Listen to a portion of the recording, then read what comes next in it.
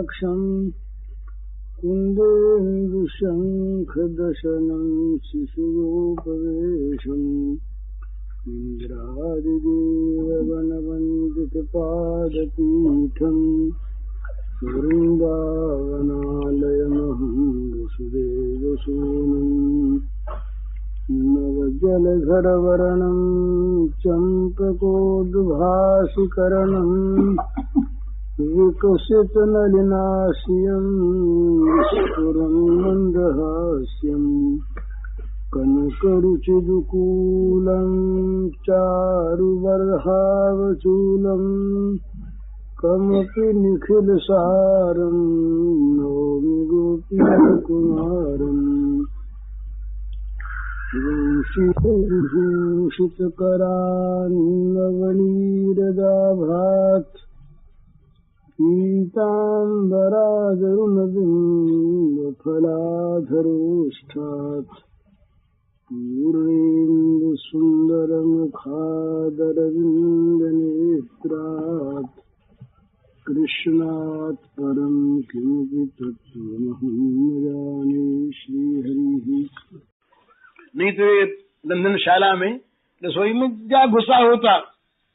ब्रजरानी ये नहीं जानती कि द्वार रुद्ध होने पर भी ये तो रंधनशाला में पहुंच गया। तुम इसको पकड़े रहो। वो जो पहुंचने वाला था वो पहुंच गया और उसने तो कर्ण का भोग स्वीकार कर लिया। ये प्रेम रस भावित स्नेह से जिसका हृदय आप्लावित है और जिसके मन में बिल्कुल माधुर्य भरा है, वात्सल्य भरा है, विशुद्ध हृदय है, इसको क्या पता कि इसमें इतना ऐश्वर्य है। ये यहाँ रुका हुआ भी वहां चला जा सकता है, एक जगह रहते हुए भी 1,00,000 जगह रह सकता है, कुछ पता नहीं। सब कुछ इसी का। तो बस वो बैठे बैठे खाने लगे वहां। नंद रानी बाहर आराम से बैठी है। नंद जी की आज पकड़े बैठे हैं, कोई बात ही नहीं। इधर जब कन्व की आंख खुली तो कन्व ने देखा कि भोग लग रहा है। पर आज दूसरी बात हो गई। इस बार कन्व के नेत्र, कन्व का मन, कन्व की बुद्धि पर जो आवरण था, पर्दा था, वो पर्दा छिन्न भिन्न हो गया। अब संशय नहीं रहा है उनके मन में कि कर्ण तो बस अब साक्षात उन्हें अपने दिखाई दिए।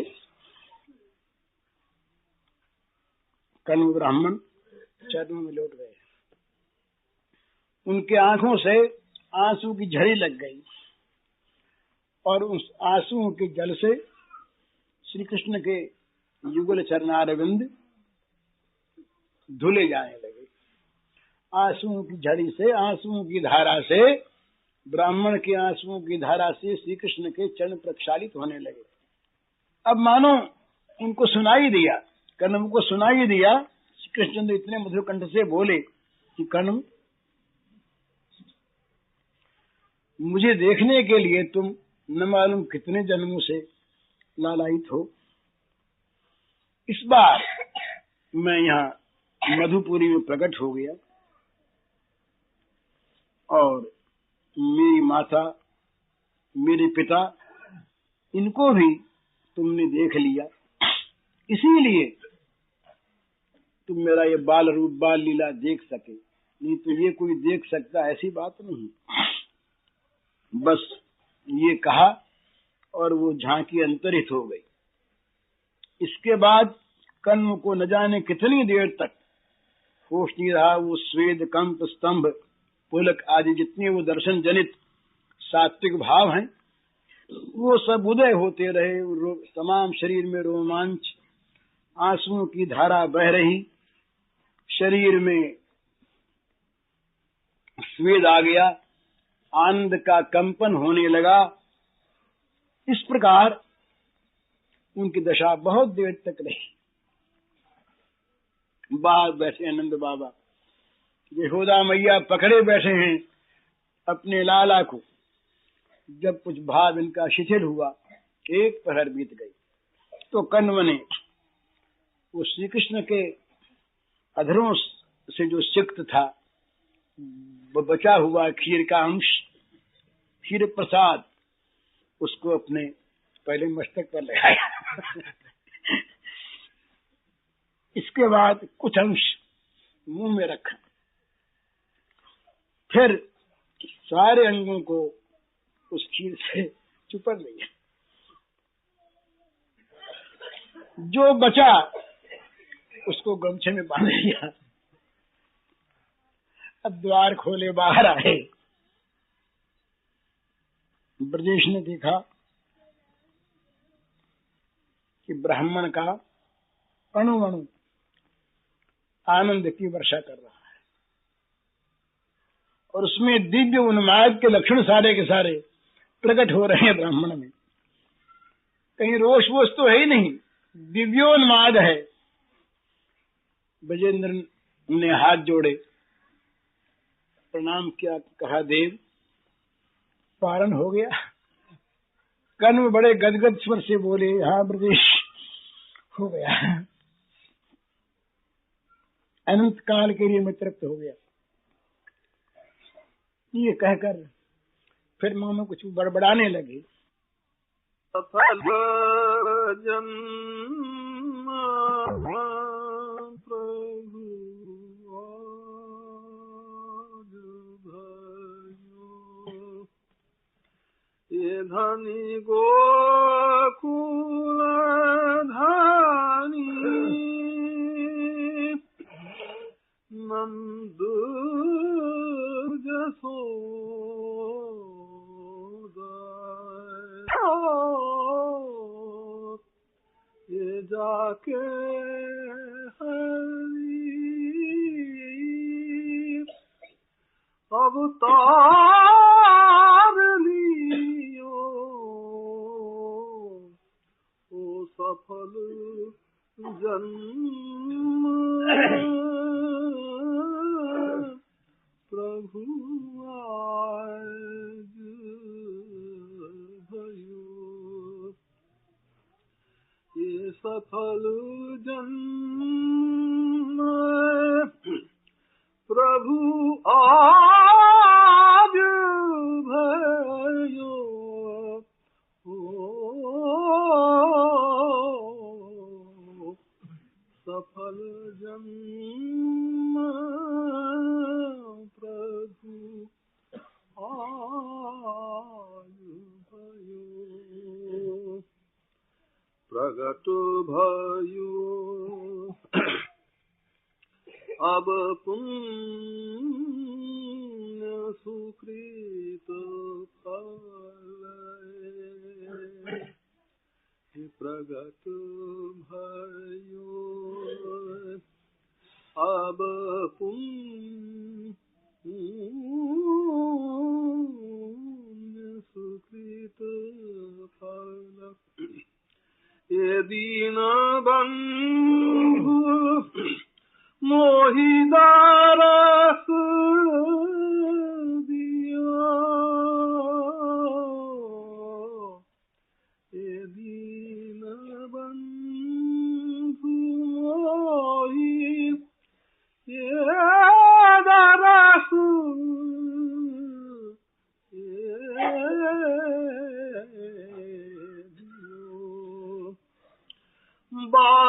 बारंबार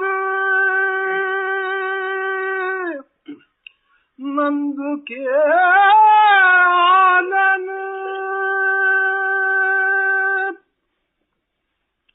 लोटत द्विज आनंद मयो,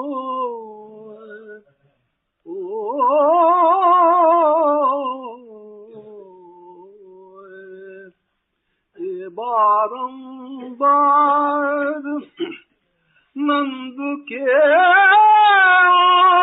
आंगन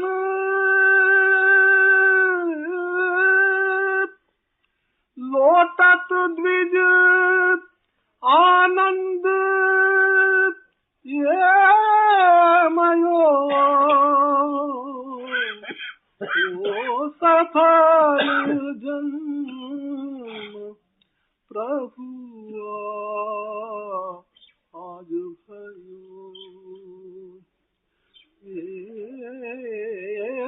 सफल जन ओ प्रभु आज भयो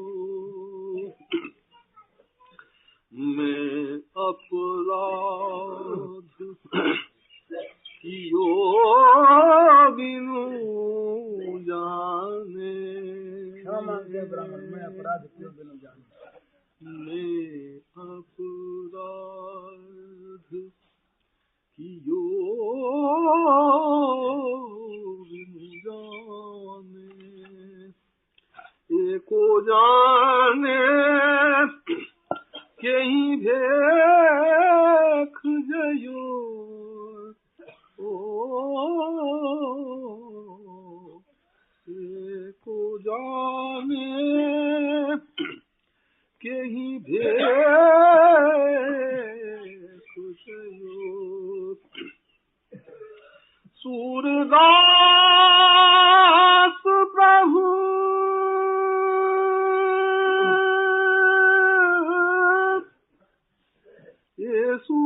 सूरदास प्रभु भक्त हेत बस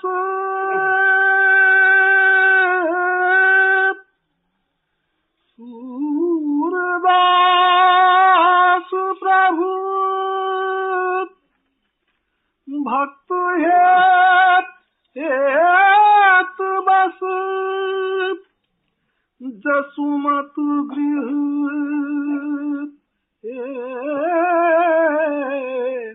आनंद लयो ओ जसुमत गृह आनंद लयो ओ सफल जन्म प्रभु आज भयो धनी गोकुल धनी नंद जसोदा जाके हरि अवतार लयो ओ जाके हरि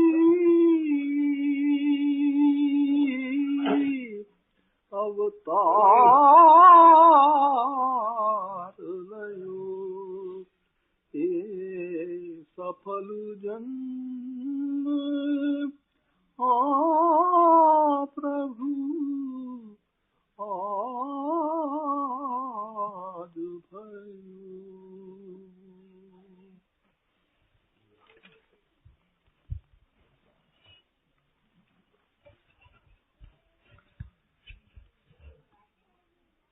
कालेनाल्पेन राजर्षे रामकृष्णश्च गोकुले अघृष्टजानुभिः पद्भिर्विचक्रं सुरञ्जसा ततस्तु भगवान् कृष्णो वैश्यैर्व्रजबालकैः सह रामो भजस्त्रीणां चिक्रीडे जनयदमुदम् कृष्णस्य गोप्यो रुचिरं वीक्ष्य कौमारचापलम् शृण्वत्या किल तन्मातुरिति होति समागताः।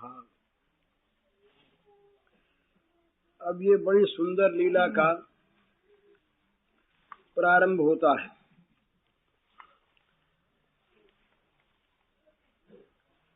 ये सुखदेव जी ने ब्रज गोपियों के मुंह से बड़े संक्षेप में इस लीला का वर्णन करवाया है, माँ यशोदा के उलाहने देने के रूप में। स्वयं कुछ नहीं कहा। और इस लीला को कुछ लोग जो भगवान को सारी मर्यादाओं में बांधे रखना चाहते हैं, दोष की बताते हैं। वो कहते हैं कि ये ठीक नहीं, भगवान ने चोरी की, माखन चोरी की, तो भगवान ही जब चोरी करने लगेंगे तो आदर्श बिगड़ जाएगा। बात ठीक है, चोरी से आदर्श बिगड़ता ही है।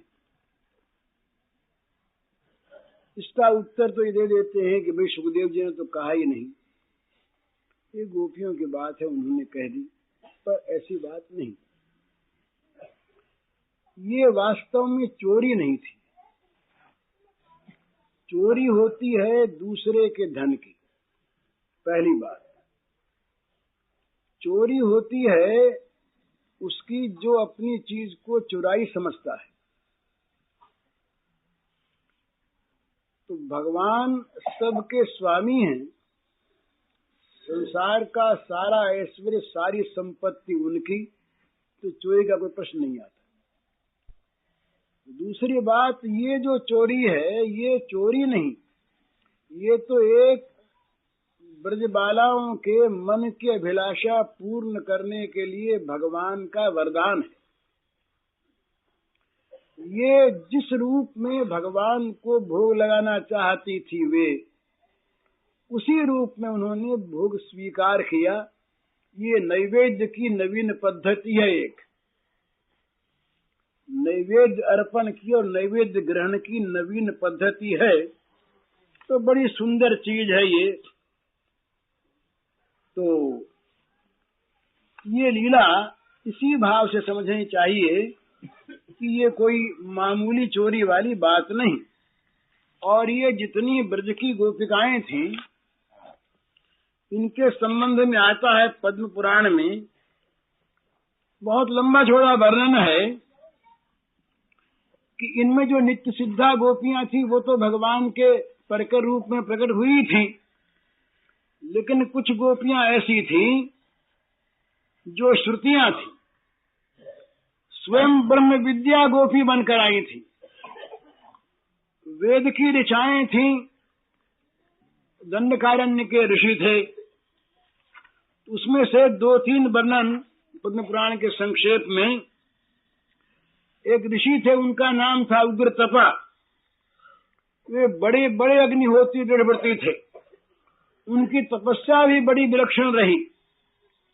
उन्होंने भगवान का ध्यान किया, तप किया, ये पंचदशाक्षर मंत्र का जाप किया, तो वे भगवान की कृपा से 100 कल्पों तक तप करने के फलस्वरूप सुनंद नामक गोप की कन्या सुनंदा हुई।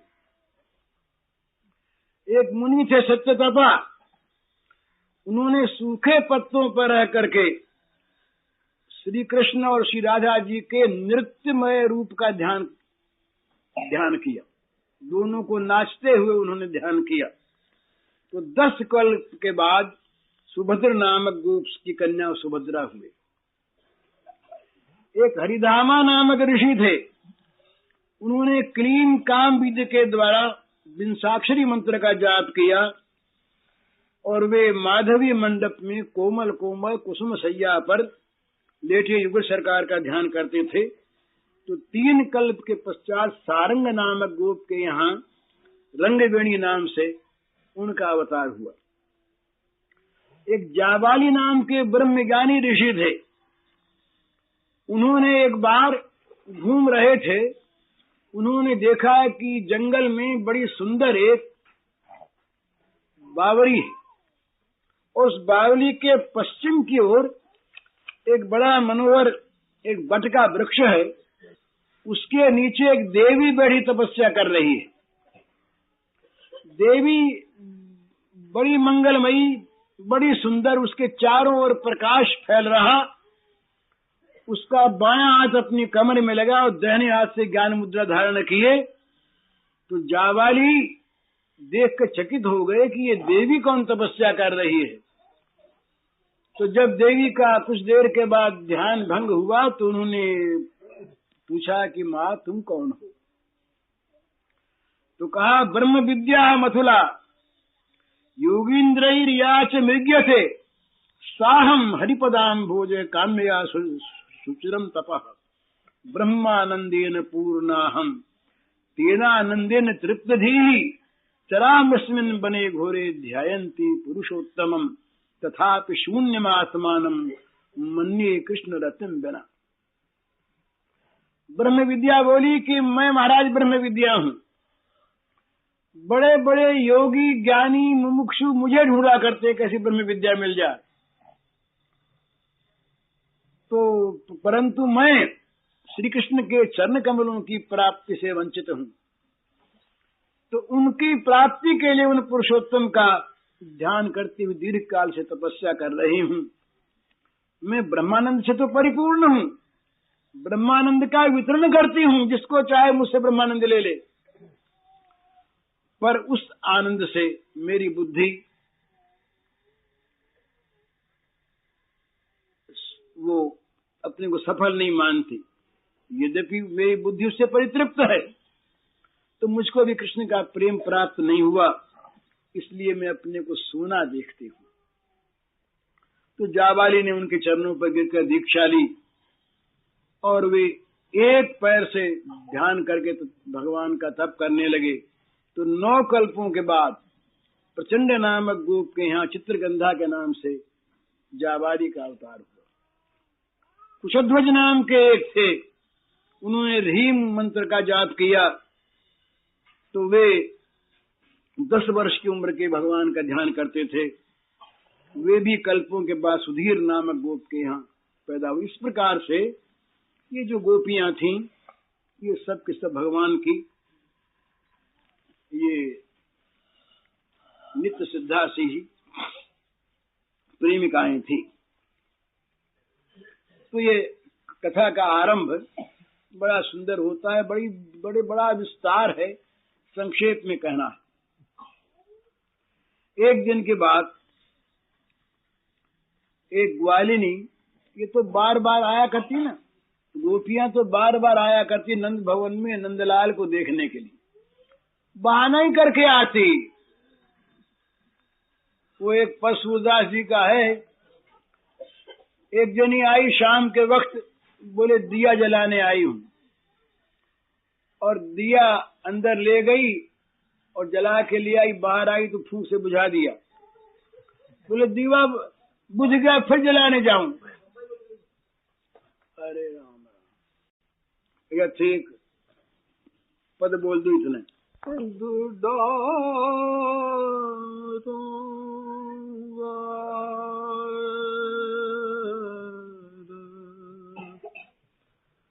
मुख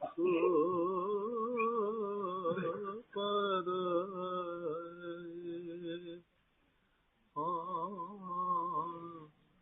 चंद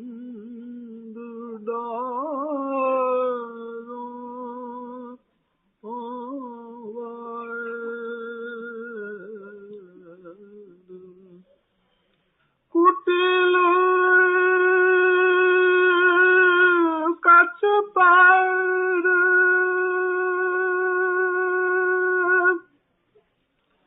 ये भ्रमर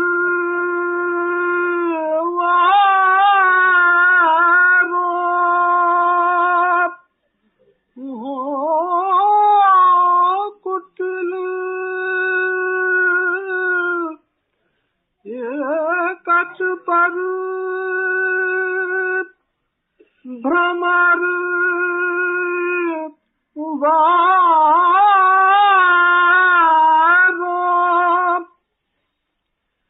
ये भों पर ये धनुवार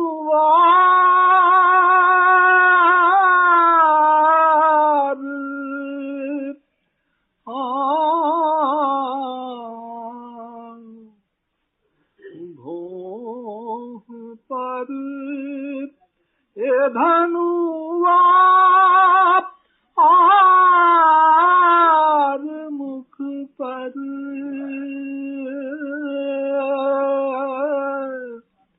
ये चंद डार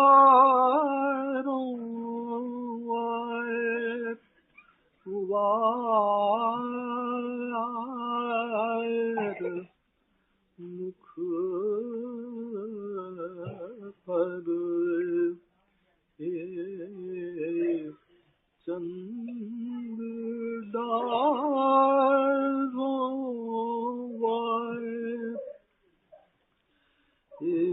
भाल के सर तिलक छवि पर भाल के सर तिलक छवि पर मदन सत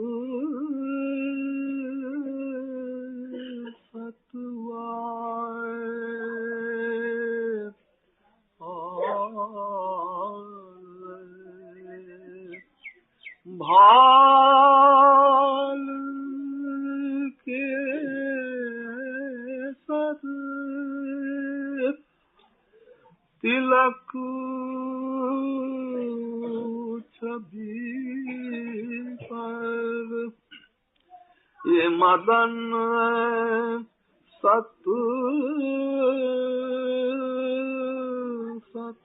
सतवार नयन खंजन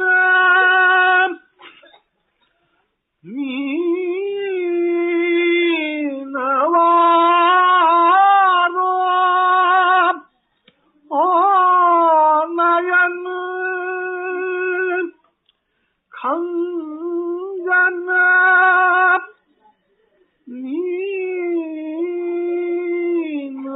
मीनवारो कमल के कुलवार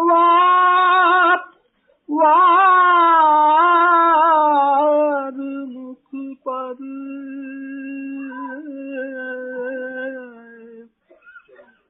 कमल के कुलवार मुख पर चंद डारो वार झलक ललित कपोल छवि पर ये मुकुर सत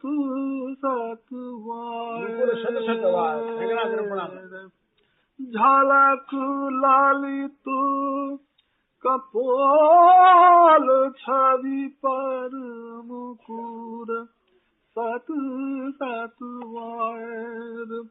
नासिका पर कीरवारो ओ नासिका पर कीरवारो अधर विद्रुम वार अधर विद्रुम वार मुख पर चंद्र डारो वार दसन पर कन वज्रवारो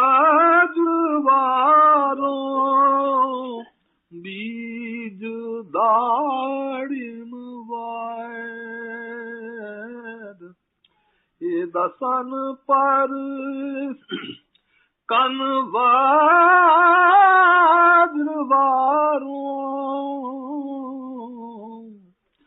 बीज दाड़िम वार चिबुक पर चित बीतवारो ओ चिबुक मुख पर चित भीत वारो प्राण वारो वार प्राण वारो वार मुख पर चंद्र डारो वार सूर प्रभु की निरखी शोभा आप सूर प्रभु की निरखी शोभा को सके जो निहार मुख पर चंद्र डारो वार। तो ये बड़ी मनोहारिणी कथा है। और तो एक दिन वो एक गोपी आई, गोपियां आती रहती। तो उस दिन क्या हुआ कि मैया दूसरे काम में लगी थी, कोई अतिथि आ गए थे, तो मैया को जल्दी रसोई बनानी थी। और रोहिणी मैया अतिथियों की उधर दूसरी सेवा में लगी थी और ब्रजेश्वर स्वयं नारायण की सेवा कर रहे थे। तो इन्होंने सोचा अपने मन में कि ये दही मथने का काम अगर छोड़ दिया जाए तो ये मक्खन मांगेगा, आएगा कहां से, और ये स्तनपान के लिए अभी मचल रहा है। तो अगर इसको स्तनपान करवाना छोड़ के मैं मथने जाती हूं तो ये रोने लगेगा। तो वो गोपी आई, तो मैया ने देखा कि इससे काम ले लिया जाए। गोपियां कहा करती कि मैया कुछ काम बताया करो। तो मैया ने सोचा कि आज ये दही मथ दे और मैं इतनी इसको दूध पिला दूं और फिर मक्खन निकल जाएगा तो खाने को दे देंगे। तो पाहुनी करिदे तनक महो हूँ लागी गृह काज रसोई जसुमति विनय कहो आर्य करत मन मोहन मेरो आंचल आने गयो। कहा सखी तू जरा दही तो बिलो दे, मुझे रसोई भी करनी है और इधर ये मचल गया है। ये कहता है मैं तो पहले दूध पीऊंगा ही, लड़ाई करता है, तो तू मत दे। तो अब तो उसके हर्ष का पार नहीं। ये भाव की बात देखने की। आनंद में निमग्न हो गई कि कन्हैया के लिए आज मक्खन निकालना है। चली मथानी की ओर, जरा झांकी कीजिए इसकी। श्याम सुंदर को गोद में लिए मैया बैठी है और श्याम सुंदर मैया का स्तनपान कर रहे हैं। सामने ही मथानी रखी है और मथानी पर वो बिलोने के लिए जा रही है, लेकिन मथानी की ओर जा रही है मैया की आज्ञा से। मन में बड़ा हर्ष है पर आंख लगी है श्याम सुंदर पर और मन लगा है श्याम सुंदर। वो जो श्याम सुंदर श्री यशोदा मैया की गोद में उनका जो उनके घुंघराले बाल, उनके ललाट का केसर बिंदु, उनके रत्नाए चंचल नयन, उनके लाल लाल होठ, गले में कठुला, बगसिंगा, बाघ के नख, वो नाभि कमल, हस्त कमल, बस इन सारों से उसके नेत्र भरे। गोपिका जा रही है पर आंख इधर लगी है। अब आंख उधर झांके कैसे? वो चाहती है मथानी की ओर देखूं पर मथानी की ओर देख पाती नहीं, आंखें वहां से हटती नहीं और चलती जाती है। तो मथानी के पास तो पहुंची पर देख न सकी मथानी कहाँ है और क्या है। बस आते ही ठोकर लग गई दधी के मटके से। जिस मटके में दही था उस मटके के उसकी ठोकर लग गई जोर से। ठोकर लगते ही मटका उलट गया। उलट गया जो दही की धारा बह चली। अब वो कुछ लगा गीला ऐसा तो उसने, अब आंख तो उधर लगी है, अभी आंख हटती नहीं। उसने टटोल के देखा जैसे अंधा देखता है, तो सोचा कि ये घड़ा कुछ तिरछा हो गया है, तो अपनी जान में उसको सीधा कर दिया और बिलोने लगी। दही सारा बह चुका था, रीता मटका है, दही नहीं तो व्याकुल मथती मथनिया रीति दधी भू ढर के पर्यो। सारा दही तो जमीन पर बह गया, वो खाली मटके को मथने लगी। यशोदा रानी को पता नहीं, वो अपना लल्ला का मुंह देख रही है, लेकिन लल्ला सब जानते हैं। यशोदा रानी ने तो तब इस बात को जाना जब वो लाला जो हैं, वो जो स्तन पी रहे थे, उस स्तन पीते पीते उन्होंने स्तन पीना छोड़ दिया और हंसकर ग्वालिनी की ओर देखने लगे, हंसने लगे, उसकी ओर देखने लगे। और देखते नहीं, यो अंगुली से कहने लगे वो देख, मैया से कहने लगे देख। तो अब मैया ने जब देखा कि ये नंदनंदन क्यों कह रहा है उधर देखने के लिए, ये तो तन्मय थी स्तन्यदान करने में, श्री कृष्ण ने उनको मानो जगाया और कहा कि देख तो सही। तो देखा तो तमाम मक्खन जो ऊपर से आया हुआ बहता चला जा रहा है। तो माता बोली, अरे सखी सखी क्या कर रही है, देख तो सही, ये दही बाज आ रहा है। अब उसको होश आया, उसने मथानी की ओर देखा तो देखा ये तो उलट ही गया, सारा का सारा बह गया। बड़ा संकोच हुआ, बड़ी लज्जा मन में हुई। ब्रजरानी को भी संकोच हुआ कि मैंने इसकी समाधि क्यों तोड़ दी। अरे दही बह गया, इसकी समाधि मैंने तोड़ दी। तो श्याम सुंदर के मुंह को देख रही थी ना, कितना इसको आनंद आ रहा होगा। तो माखन जात जान नंदरानी सखी संहारी कहो, सूर श्याम मुख निरख मगन भई दुहन संकोच सहो।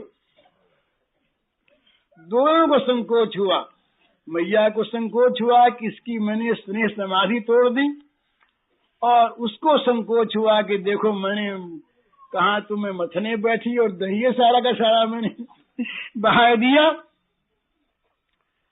तो मैया ने कहा कोई बात नहीं, तब बहुत दही था। तो उस दिन तो गई, अब सूत्रपात होता, दूसरे दिन फिर आई। आज आके उसने देखा कि ब्रजेश्वरी जो हैं ये लाला को दूध पिला रही। बोले नहीं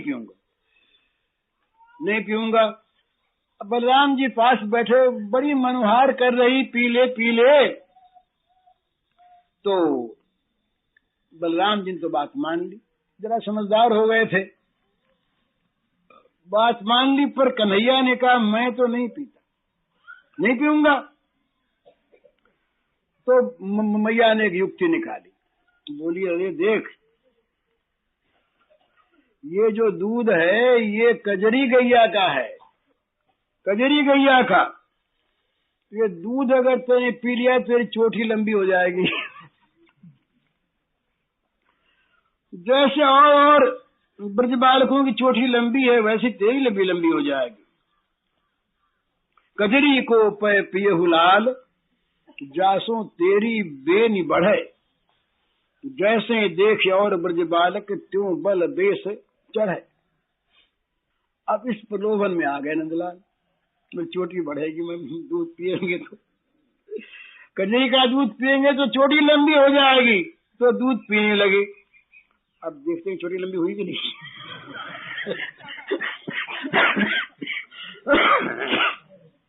दूध पीते पीते हाथ से देख रहे चोटी लंबी हुई कि नहीं, और जब लंबी नहीं हुई तब बोले मैया ने धोखा दिया, दूध पिला दिया। तो हार गए ना, दूध नहीं पीऊंगा ये हठ था, और मैया ने हठ को तोड़ दिया तो हार गए। तो पराजय का रोष, हार का रोष आया, बोले आइंदे तो दूध पीना ही नहीं है, और माँ की बात माननी नहीं है। इस प्रकार से मन में उसके उनके मुख पर भाव व्यक्त होने लगे। यशोदा जी हंसी, पुनि पीवत ही कच टकटोरत, झूठे जननी रहे सूर निरख मुख हंसत यशोदा, सो सुख उर न कढ़े। यशोदा मैया बड़ी प्रसन्न हो गई, दूध पी लिया ना, अब रूठ गए फिर मना लेंगे और क्या है। ग्वालिनी जो है ये सब देख रही थी, तो ये रूठ गए, रूठ करके खड़े हो गए अलग। अब महाराज क्या आश्चर्य हुआ, होने की बात उनको करनी थी। ये जहां खड़ी रही गोपी, उसके ठीक बगल में जाके खड़े हो गए, तो जरा सा स्पर्श हो गया। अब स्पर्श होते ही ये तो बाह्य ज्ञान शून्य हो गई। जब चेतना हुई उसको, तब इसने पाया अपने को अपने घर में। 8 पहर के बाद इसको होश हुआ। पूरे 8 पहर पर तो ये पत्थर की प्रतिमा सी निष्पन्द बैठी रही। नंद भवन में इसको घर वाले उठा के लाए, नंद भवन से। ग्वालिन को ये मालूम भी नहीं, वो तो केवल अभी यही देख रही है कि नंदन नंदन चोटी को संभाल रहे हैं और कह रहे हैं मेरी चोटी बढ़ी तो नहीं मैया, उसको यही भान हो रहा है। बहुत देर के बाद जब उसका ध्यान टूटा, फिर दौड़ी नंद भवन की ओर आई। तो तीसरे दिन ये फिर आई, देख रही तो सजी सजाई हुई थाली है बड़ी बढ़िया, और उसमें तमाम मिठाई रखी है, और भगवान उसकी ओर देखते थे, ताकते नहीं। बोले लला खा ले, बोले ना ना मैया रे मोहि माखन भावे, जो मेवा पकवान कहती तू मोहि नहीं रुचि आवे। मुझे तो मैया माखन अच्छा लगे, और ये तुम्हारा मिठाई उठाई तो अच्छे लगे नहीं।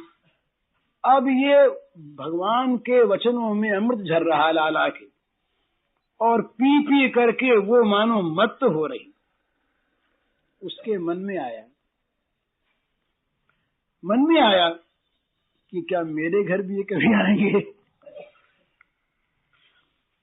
और मक्खन चाहते हैं ना, तो मेरे घर का भी कभी ये नवनीत ग्रहण करेंगे।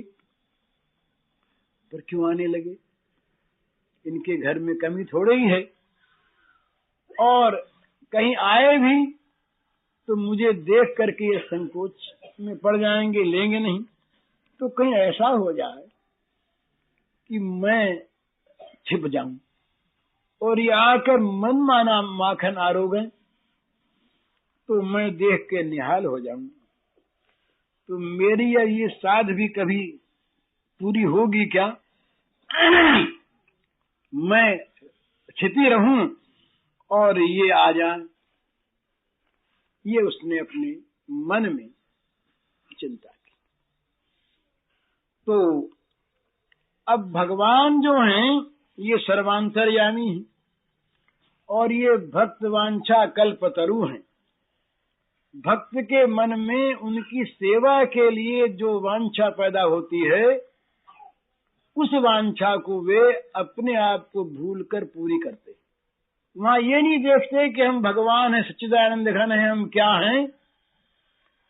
भक्त के मन में जिस रूप में अपने भगवान को पाने की इच्छा होती है, उसी रूप में भगवान उसके लिए बन जाते हैं।